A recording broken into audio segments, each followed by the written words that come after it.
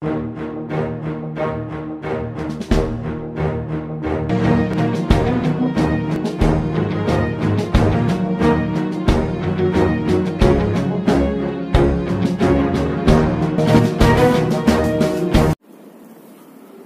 morning students, class 5th, subject English reader, chapter 2, The King and the Nightingale, question answer sheet. देखिए बच्चों, next इसकी जो activity आती है वो क्वेश्चन आंसर की आती है। फर्स्ट क्वेश्चन है इसमें, देखिए, why was the king disturb, what was his condition. जो राजा था वह डिस्टर्ब क्यों था, उसकी क्या दशा थी। The king was disturb because he had some problem. राजा इसलिए डिस्टर्ब था क्योंकि उसको एक प्रॉब्लम थी, उसको समस्या थी। He was restless and could not sleep the whole night. वह बेचैन था और पूरी रात नहीं सो सका। नेक्स्ट क्वेश्चन देखिए, how could he get some relief. उसको थोड़ा सा आराम कैसे मिला। The king heard the melodious sound of a nightingale which gave some relief to him. King ने बहुत ही मधुर आवाज सुनी एक बुलबुल की, जिसने उसको थोड़ा आराम दिया। तो बुलबुल ने थोड़ी सी अपनी मधुर आवाज में निकाली थी, जिससे उसको आराम मिला था। नेक्स्ट देखिए, why did the bird come along with the servants even against it's fish. उस पक्षी की इच्छा भी नहीं थी, फिर भी वह उन नौकरों के साथ क्यों आया। The bird came along with the servant because, जो पक्षी था, जो बुलबुल थी, वो नौकरों के साथ आई क्योंकि it wanted to make the king happy, क्योंकि वह राजा को खुश करना चाहती थी।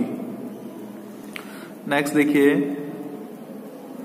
What did the king order his servant and what did they do. राजा ने अपने नौकरों को क्या आदेश दिया और उन्होंने क्या किया। The king ordered his servant to put the bird in the palace. राजा ने अपने नौकरों को आदेश दिया कि वह इस पक्षी को इस महल में रखें। तो नौकरों ने क्या किया। The servant brought a gold cage and put the bird in the gold cage. वह एक सोने का पिंजरा लेकर आए और उन्होंने उस सोने के पिंजरे में उस पक्षी को, उस बुलबुल को रख दिया।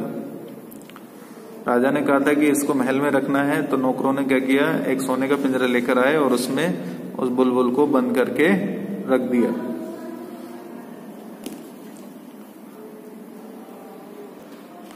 नेक्स्ट देखिए,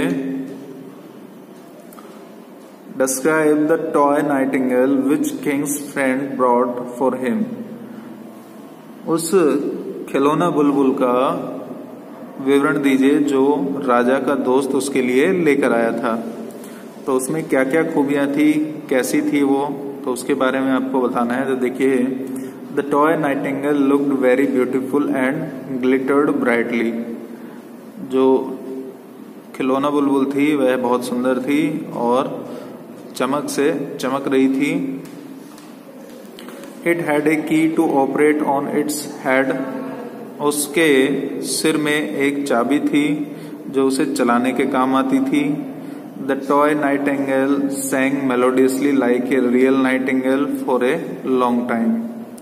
और जो खिलौना बुलबुल थी वह असली बुलबुल की तरह बहुत ही मधुर गाती थी और लंबे समय तक गाती थी। तो ये बहुत सारी खूबियां थी उस खिलौना बुलबुल में। नेक्स्ट क्वेश्चन देखिए, Why did the king pay no heed towards the real nightingale? जो राजा था उसने जो असली की बुलबुल थी उसके ऊपर ध्यान क्यों नहीं दिया। तो इसमें देखिए, देखिए,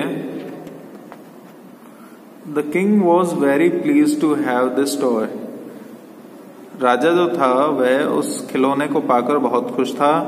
the king operated the toy repeatedly and enjoyed the melodious song, और वह उस खिलौने को बार बार चलाता और उस मधुर आवाज का, मधुर गाने का आनंद लेता। So he paid no heed to the real nightingale and remained busy in hearing the song of the toy nightingale. इसलिए उसने असली बुलबुल के ऊपर ध्यान नहीं दिया और जो नकली बुलबुल थी यानी खिलौना बुलबुल थी उसका गाना सुनने में बिजी हो गया, यानी व्यस्त हो गया। क्योंकि जब उसको असली जैसी ही एक खिलौना बुलबुल मिल गई और वह भी ऐसी मिल गई जो ज्यादा लंबे समय तक अच्छी आवाज निकालती थी, थकती नहीं थी, इसलिए उसने असली बुलबुल के ऊपर ध्यान नहीं दिया। नेक्स्ट देखिए, Why did the king fall ill again? दोबारा से वह बीमार क्यों पड़ गया, राजा दोबारा से बीमार क्यों पड़ गया? देखिए, because the real nightingale had flown away, क्योंकि जो असली बुलबुल थी वह उड़ चुकी थी। And the toy nightingale was broken due to heavy dust storm. Heavy dust storm यानी भारी आंधी की वजह से खिलौना बुलबुल भी टूट गई थी और असली की जो बुलबुल थी वह उड़ चुकी थी, इसलिए अब उसको गाना सुनने को नहीं मिल रहा था। इसलिए the king fall ill again, इसलिए राजा दोबारा से बीमार पड़ गया।